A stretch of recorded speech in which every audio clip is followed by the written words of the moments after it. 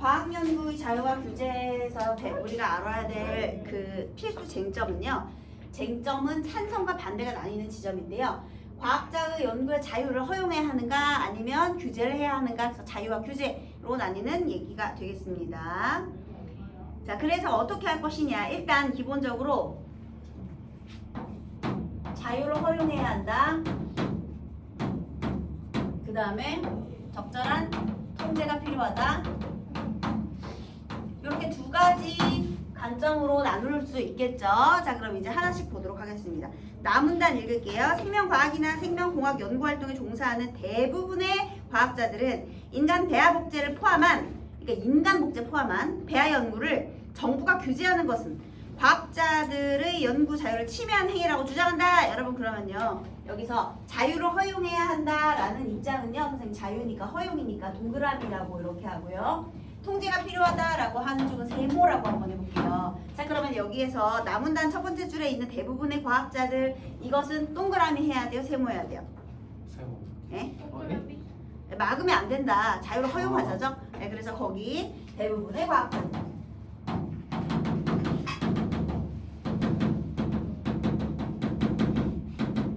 일단 여기 나오는 저 대부분의 과학자들은 허용해야 된다, 규제하면 안 된다, 이런 입장이니까 동그라미를 하는 거예요. 나 문단의 첫 번째 줄. 네, 그 다음에요.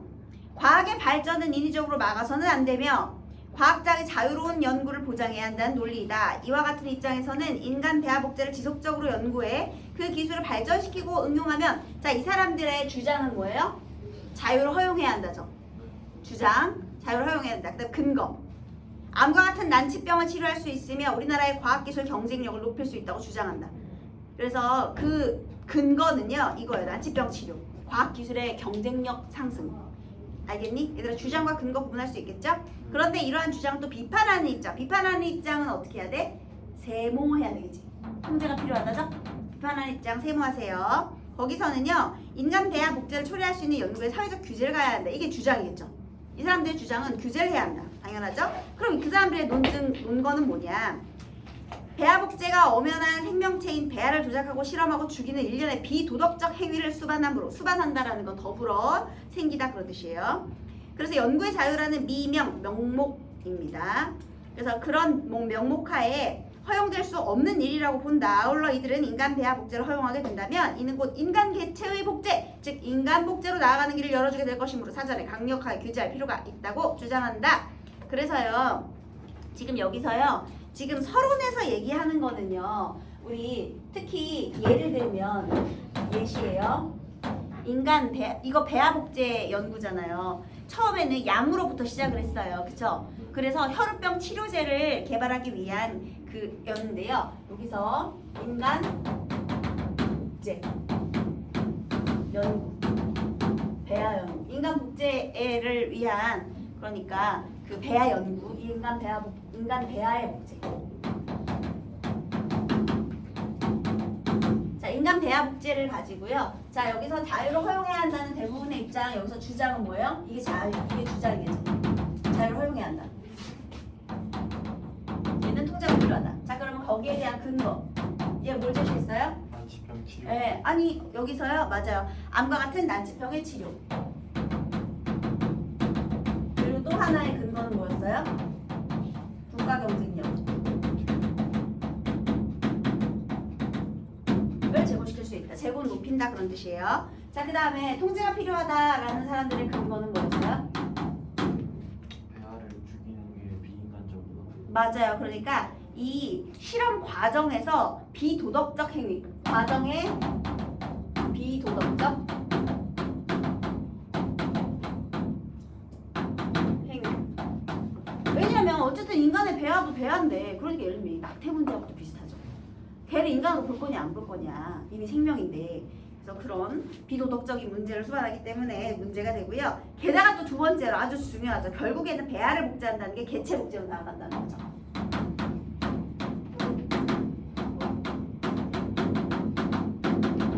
처음엔 배아만 복제했는데 그것이 이제 인간 개체, 우리 완전체까지 갈 수 있기 때문에 사전에 강력하게 규제해야 된다, 이런 얘기를 한 거예요. 그래서요, 여기까지가 이상에서 살펴본 바와 같이 생명 복제를 둘러싼 논쟁의 이면에는 자유를 어떻게 볼 것인가, 이렇게 하는 쟁점이 자리하고 있습니다. 쟁점은 자유를 허용할 것인가 통제할 것인가예요. 이처럼 과학연구의 자유와 한계를 어디까지로 설정할 것인가 하는 문제는 과학연구에서 매우 중요한 논란거리가 되어왔다. 얘들아 이게 서론에서 얘기한 거야. 그래서 양을 통해 촉발된 바로 이 문제를 이렇게 두 가지로 얘기하는 게 이제 서론 부분이에요. 자 이제 본론 부분입니다. 이거 서론 끝났어. 이제 본론이야. 학문 및 연구를 하는데 일체의 외부 간섭으로부터 자유로울 때 진리에 가장 잘 접근할 수 있다는 믿음은 오랫동안 이어져 왔다. 20세기 중반에 이르기까지. 여러분 여기는 아까 서론이었죠. 이 양복제 얘기하면서 이런 화두를 제시한 게 서두예요. 그 다음에 이제 본론에서는 뭘 하느냐면요. 우리 이 자유와 규제의 주장이 옛날부터 대립이 되고 있었는데요. 얘를 시대적인 관점에 따라서 시대별로 구분을 해줄 거예요. 그래서 여기에 20세기 중반에 이르기까지를 네모하십시오. 네모. 그래서 처음에는요. 본론이에요. 이제 오랜 믿음이에요. 20세기 중반까지. 이게 첫 번째입니다. 여기다 적어야겠죠? 처음부터 20세기 중반. 얘들아 20세기 중반이면 1900 몇 년 된 거 알죠? 여러분? 네, 이거 세기 따지는 건 알죠? 좋아요. 그래서요. 과학자 공동체는 자율성을 바탕으로 운영되었으며 얘들아 그러면 20세기 중반까지는 자유를 허용하자는 입장이었을까? 아니면 규제하자는 입장이었을까? 허용하다. 그치. 왜냐면 자율성 바탕이니까요. 그래서 과학자 공동체 동그라미 하세요. 과학자들이 연구의 자유를 만끽할 수 있어야 과학의 진보가 이루어질 수 있다는 생각이 강력하게 유지되었다. 자 여기까지 과학자 공동체.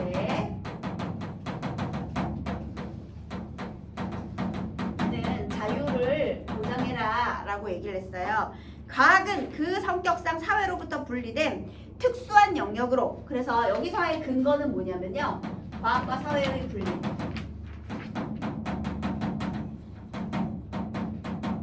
과학 영역은 사회와 분리된 영역이다. 객관적 진리 탐구를 주된 활동으로 삼기 때문에 사회와는 무관하다.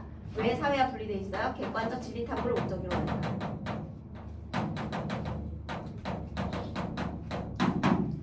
그래서 따라서 사회의 통제에서 벗어나는 것이 바람직하다라는 것이 과학자 공동체의 전통적 믿음이었어요.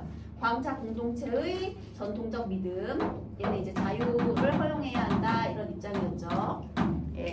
자 그래서요. 그 다음에 넘어가겠습니다. 60페이지. 과학자 공동체의 자율성에 대한 이러한 인식이 확산되고 제2차 세계대전을 거치면서 과학과 사회 사이에 일종의 사회 계약이 맺어진다. 자 여러분 이러한 인식이 확산돼서 맺어진 게 뭐예요?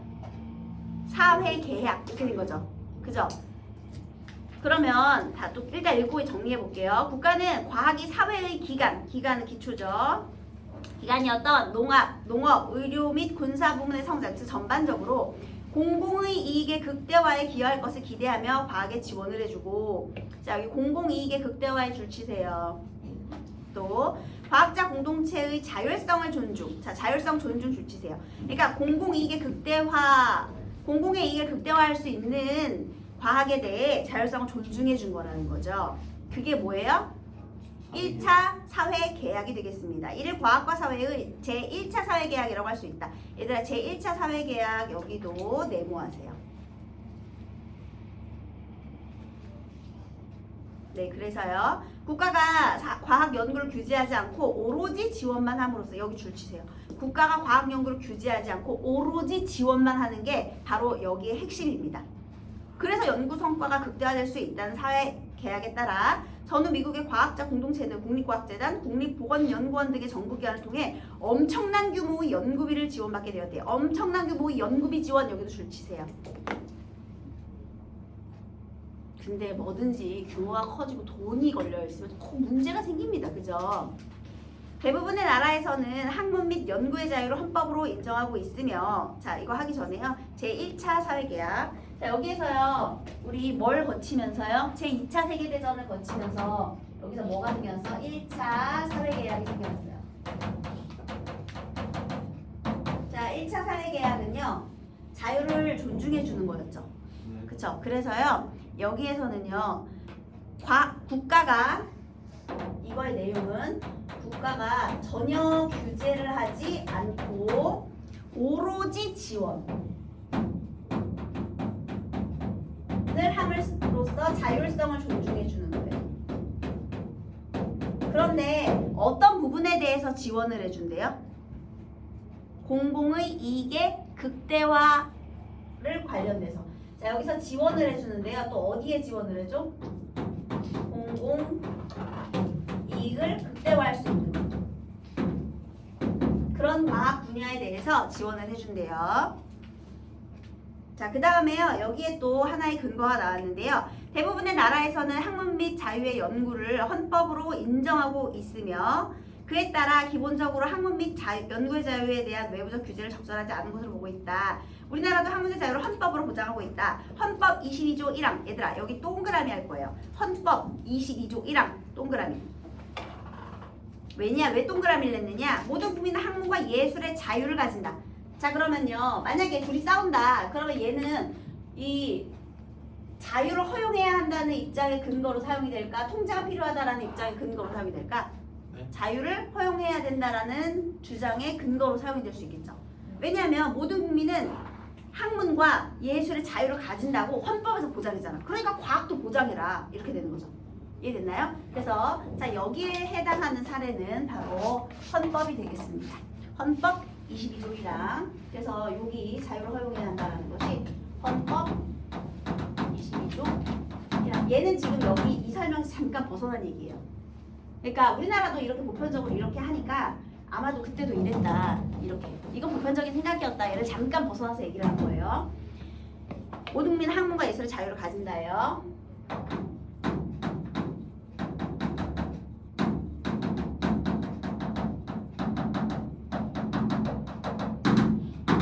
가진다. 이렇게 되겠습니다. 그 다음에요.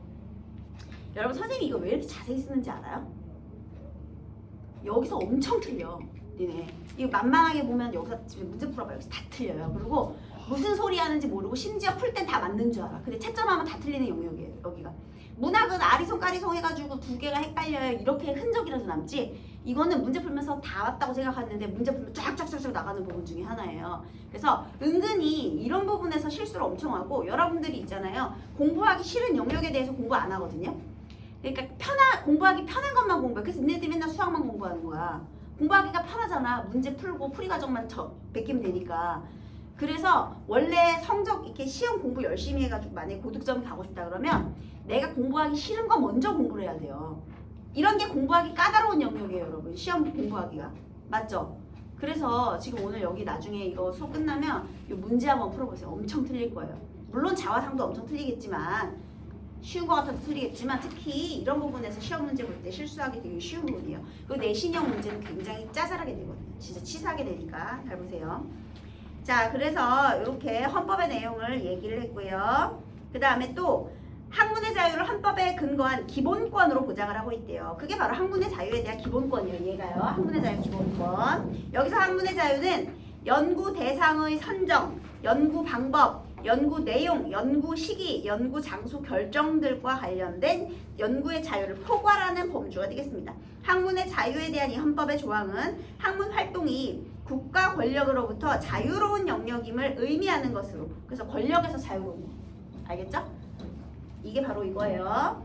네, 그래서 왜냐하면 학문 활동이란 기반적으로 인간 정신의 자유로운 추구를 기반으로 하므로 학문을 수행하는 개인의 인격적이고 자율적인 책임을 핵심으로 하기 때문이다. 여기 또 중요한 말 나왔어요. 자, 얘는 기본권으로 보장을 하고 있는데요. 왜냐하면은요, 국가 권력으로부터 자유로워야 하는 이유는 그 개인의 인격적이고 자율적인 책임을 바탕으로 한다고 믿기 때문입니다. 그러니까 인격이 바탕이 된다고 믿기 때문이에요, 여러분. 여기 줄 쳐둘게요. 개인의 인격적이고 자율적인 책임을 핵심으로 하기 때문이다. 그러니까 개인의 책임성이 있어야 되겠죠. 내가 처음부터 다이너마이트가 전쟁에 사용될 거라고, 핵무기가 전쟁에 사용될 거라고 생각하고 연구한 건 아니었을 거 아니에요. 그러면 중요한 건 내가 무언가를 만들었어. 근데 그것을 어떤 방향으로 사용하느냐에 따라 달라질 수 있는 거지. 내가 어떤 바이러스를 발견했어. 그럼 그거에 대한 치료제를 쓸 건지, 그걸 생화학 무기로 쓸 건지는 과학자의 인격 아니겠습니까? 그쵸? 네. 그래서 그렇다면 과학 연구의 자유는 무제한으로 보장되어야 하는 것인가? 그래서 여기서요 이랬대요.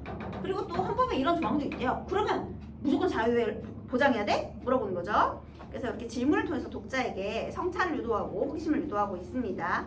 혹여 과학 연구로 말미암아 전에 어떤 위험이 발생한다고 해도 과학의 진보를 위해서는 연구를 허용해야 하는가? 계속 질문하죠. 이러한 질문들에 현재 많은 법학자들은 연구의 자유는 민주사회에서 충분히 보장받아야 하는 중요한 기본권의 하나이긴 하지만 그렇다고 연구의 자유가 무제한으로 보장될 수는 없는 일이라고 대답하고 있다. 자, 여기서 헌법에는 이렇게 밝히고 있죠. 그런데 이 헌법 말고 여기서 누구들? 법학자들, 현재의 법학자들. 헌법에 이렇게 보장을 하고 있지만요. 우리 현재 대부분의 법학자 세모하세요. 아까 우리 헌법 22조이랑 동그라미 있었잖아요. 그쵸? 그런데 많은 법학자들은요. 여기는 무제한으로 보장될 수는 없대요. 한마디로 뭐가 필요해? 규제가 필요해 라는 입장이 되겠죠. 아까 헌법의 내용은 이래. 그런데 법학자들은 또 규제가 필요하다라는 말을 하고 있대요. 그래서요. 연구의 자유라는 가치는 다른 모든 가치를 희생하면서까지 보장되어야 하는 절대적 가치는 아니다. 즉 연구의 자유도 생명, 신체, 자기결정권, 인간의 존엄에 위배되지 않는 한도 내에서 보장이 되어야 한다. 그래서 내재적 한계를 지니고 있는 것이다. 여기 한계가 쭉쭉쭉 나오죠? 그래서 본문에서 확인해서 어떤 한계인지 보세요, 여러분. 그러니까 자유롭지 말, 아예 자유를 다 그러니까 뺏자라는 얘기는 아니에요. 다만 한계를 지닌 자유가 필요하다. 그러니까 어느 정도의 규제가 필요하다 이렇게 된 겁니다. 알겠죠?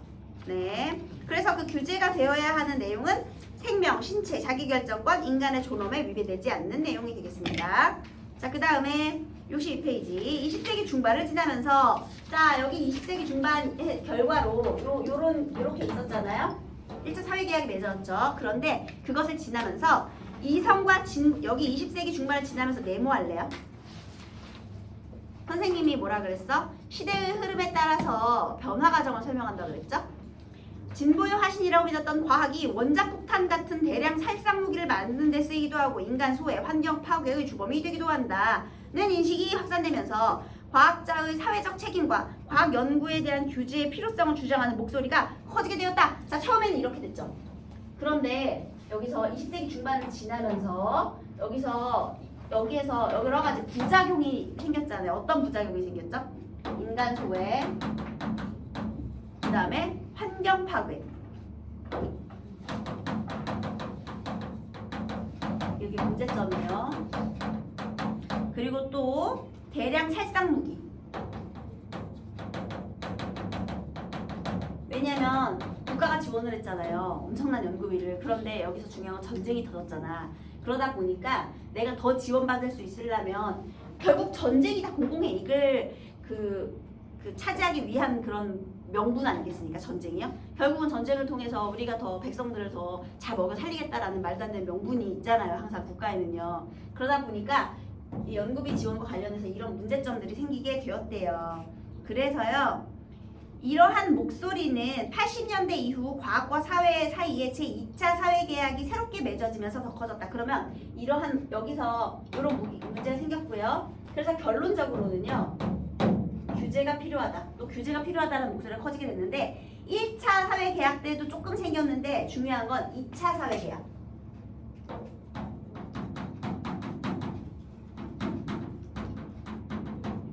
을 지나면서 더 커지게 되었다. 이렇게 되는 거예요, 여러분. 그러니까 1차 사회계약의 내용은 뭔데?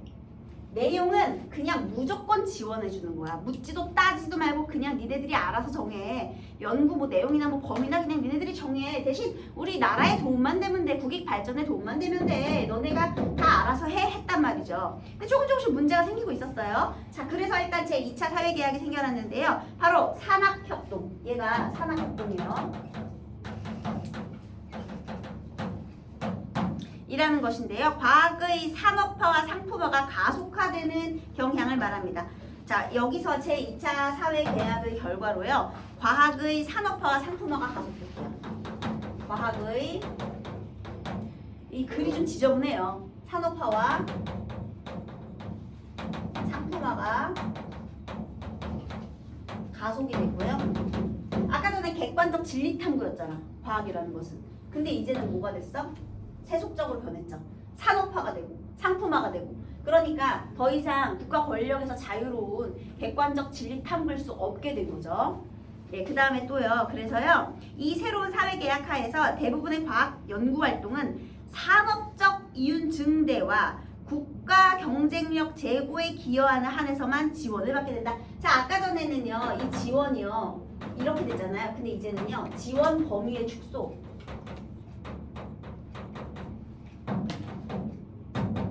어떻게 해요? 이제는 공공이익이 아니라요. 뭐 어떻게? 산업적 이윤 증대.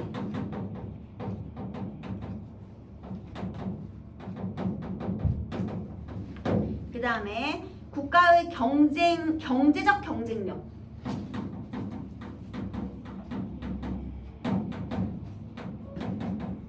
재고는 높이는 거예요. 요런 범위. 그러니까 경제력, 산업. 한마디로 돈 벌어줄 수 있는 과학에만 지원하겠다. 이렇게 된 거예요. 야, 니네 졸지마. 왜 졸아? 이래놓고 시험 너네 이거 다 틀린다니까? 정신 차려야지. 수업 시간이라도 문제도 풀고.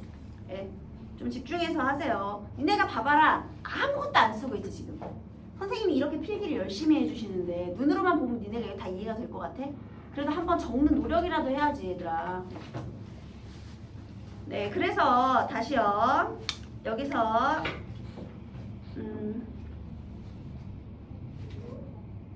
지원 범위가 축소가 이렇게 됐대요. 그 결과 한편으로는 연구 비밀주의가 커지고, 그래서요 얘가 이렇게 되면서 어떤 또 경향이 나타났느냐, 결국은 연구 비밀주의.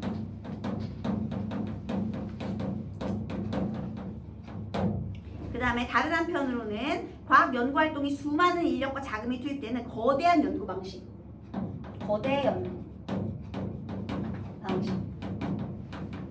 자, 이렇게 됐대요. 그에 따라 개별 과학자들이 복잡하고 거대한 연구 과정 속에서 일부분만을 담당하게 되어 전체 연구 내용을 파악하고 자주적으로 통제할 수 있는 여지가 사라지게 되었다. 자, 그래서 요것 때문에 뭐가 됐냐면요. 과학자들이요 부분만 담당하게 되니까 부분만 알고 전체는 모르게 되는 거야. 그러니까 내가 지금 하고 있는 연구가 뭘 하고 있는지 모르는 거야.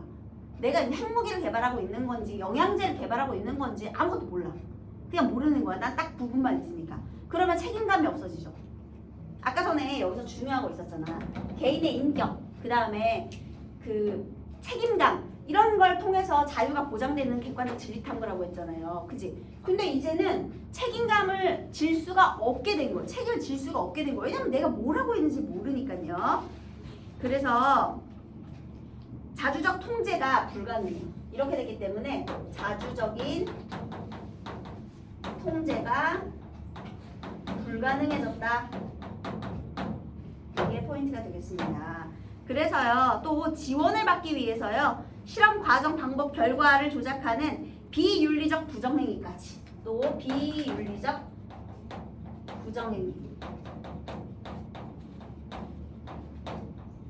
이렇게 되는 거예요.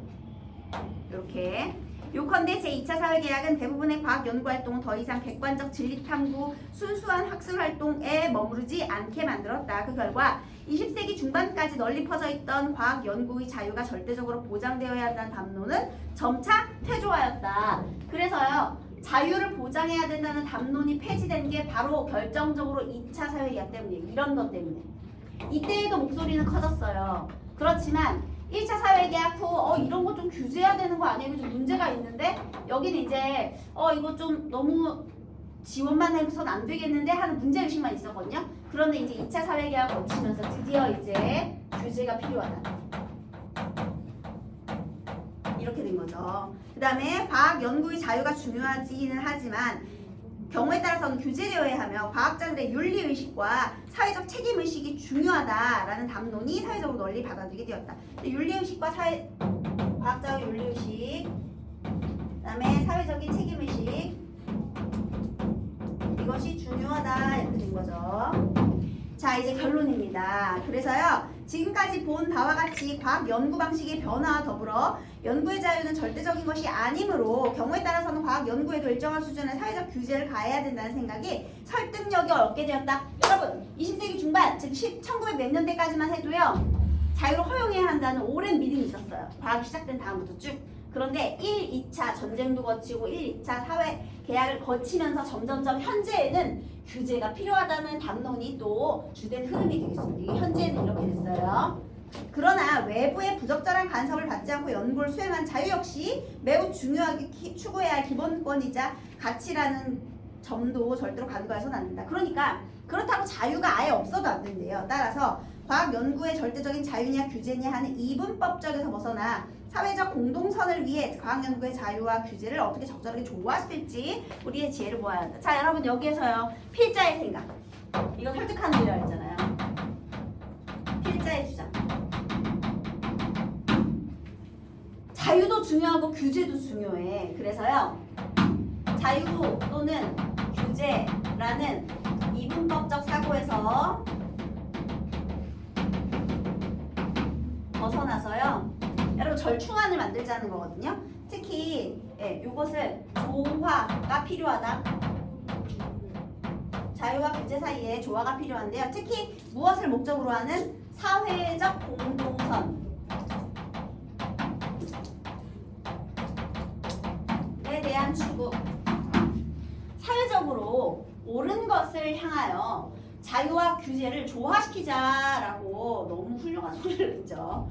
근데 그게 어렵지. 어디까지 자유하고 어떻게 규제할 거야. 그죠? 자, 어쨌든 얘가 이래서 논설문이에요. 주장이 있기 때문에요. 그러면 다시 물어볼게요. 여기에 있는 이 필자는요. 자유를 허용하자는 거야? 규제하자는 거야? 절충해서. 그래. 조화시키자는 거예요. 그 둘 다 아니에요. 자유를 허용해야 한다도 아니고 규제해야 된다도 아니고요. 절충하는 겁니다. 알겠죠? 그런데 여러분 여기서 단점이 있죠. 뜬구름 잡는 얘기만 했지 구체적인 해결 방안 얘기했어요? 아니요. 구체적 방안이 없어. 그것도 문제야. 구체적인 방안이 없잖아. 어떻게 조화시킬 건지. 그죠? 자, 그 다음에요. 여기서 이제 뭐가 중요하냐면요. 거기 우리 학습활동 64페이지예요. 2번 목표학습에 가하고 나가 나와 있거든요. 잘 보세요. 가. 우리나라에서는 인간을 대상으로 하는 임상시험에서 피시험자의 권리와 피험자의 권리와 안전을 보호하기 위해 생명윤리 및 안전에 관한 법률을 전면 개정하였다. 자, 왜 법률을 개정했느냐? 법률 개정에다 줄치세요. 그 결과 의과대학 병원 등 특수한 환경의 의학 연구에만 적용되었던 임상시험 심사위원회의 설치 및 운영 의무가 모든 인간 대상 연구로 확대되었다. 그래서 거기다가요. 임상시험위원회의 설치 및 운영 의무가 모든 인간 대상 연구로 확대 줄치세요. 임상시험 심사위원회는 감시기관이죠. 거기 임상시험 심사위원회 감시기관이라고 적어보세요. 그럼 얘들아, 감시기관이 모든 연구를 다 감시하는 것으로 확대시켰대. 자, 그럼 여기는요. 규제입니까? 자유입니까? 규제예요. 가 옆에다 적으세요. 자유를 규제해야 한다는 입장. 임상시험 심사위원회는 임상시험에 참여한 사람들에게 발생할 문제를 검토하며 해당 시험이 윤리적으로 어느 수준까지 용이되어야 하는지를 판단해 제한할 수 있다. 마지막에 제한할 수 있다도 줄치시고요. 감시기구라고 했잖아요. 그러니까 걔네가 제한할 수 있는 거. 규제를 하는 기구라는 거죠. 자, 이번에 나를 볼게요. 2000년부터 15년까지 노벨상 과학 부분 수상자 중 88명의 연구비를 조사한 결과 대부분의 수상자들은 자, 여기 줄 쳐볼게요. 원하는 주제를 연구할 수 있도록 연구비 지원. 자, 그 사람들이 뭘 했어? 노벨상 과학 부분 수상자가 되었대요. 한마디로 자유를 허용해야 성과가 극대화된다는 내용이죠, 여러분. 그래서요. 그러나 국가가 연구 주제, 목표, 방법 등을 지정하여 지원한 경우는 수상자가 6명에 불과했대요. 88명 대 6명이에요, 여러분. 그죠? 이는 연구의 자유가, 마지막에 줄치세요. 연구의 자유가 훌륭한 과학 업적을 내는데 미치는 영향이 크다. 그래서 나는 자유를 허용해야 한다는 입장이 되겠죠. 거기 자유라고 적으세요. 그래서 요 지문을 활용해서요. 어떤 사람들의 내용과 일치하는지를 물어볼 수 있게 되는 겁니다. 됐나요? 자, 그 다음에요. 여러분 선생님이 또 물어볼게요. 64페이지에요. 1번에 괄호 2번 있죠. 1번에 괄호 2번. 제1차 사회계약과 제2차 사회계약의 내용 정리하고 그쵸? 여기 다 정리해놨죠. 우리 내용 정리한 거. 그 다음에 3번에 제2차 사회계약으로 나타난 문제점. 이 발표하세요, 여러분. 내가 아무리 강조를 해도 시험 문제를 보면 얘를 꼭 틀려와. 1차 사회계약과 2차 사회계약이 똑같은 거 아니에요? 애들이 되게 물어봐. 그래서 여기에 있는 내용을 지금 2차 사회계약후의 문제점이잖아요. 얘를 이걸로 바꾸는 거야. 1차 사회계약 이후에 나타난 문제점, 그리고 2차 사회계약 이후에 나타난 문제점, 얘네를 바꾸는 거야. 그렇게 해서 오답을 정말 많이 만들거든요. 그래서 1차 사회계약의 내용과 문제점, 2차 사회계약의 내용과 문제점은 좀 암기를 하고 들어가시기 바라겠습니다. 본문의 내용을 여러 번 반복해서 한번 읽어보세요. 그래서 한번 선생님 문제점 읽어볼게요. 예시답안. 대부분의 과학연구활동이 객관적 진리탐구만 하는 순수한 학술활동에 머물지 않도록 만들었어요. 이제는 순수해지지 않은 거예요. 왜냐? 산업적인 이윤이나 경제적인 경쟁력 제고에 관련된 부분에서만 얘가 그걸 줬잖아요. 그죠? 그러니까 이제 객관적 진리탐구가 아니지. 연구비가 이렇게 축소됐으니까. 돈 관련된 거로 축소됐으니까 더 이상 이제 객관적인 진리탐구가 아니에요. 그리고 또 연구 비밀주의는 커졌고요. 복잡하고 거대한 연구과정 속에서 개별 과학자들이 전체 연구 내용을 파악하고 자주적인 통제가 어려워졌고요. 또 비윤리적인 부정률도 나타났어요. 그래서 그거의 결과로 이제 규제에 대한 목소리가 커지게 되었다 이렇게 된 거죠. 오케이? 네, 여기까지 하겠습니다.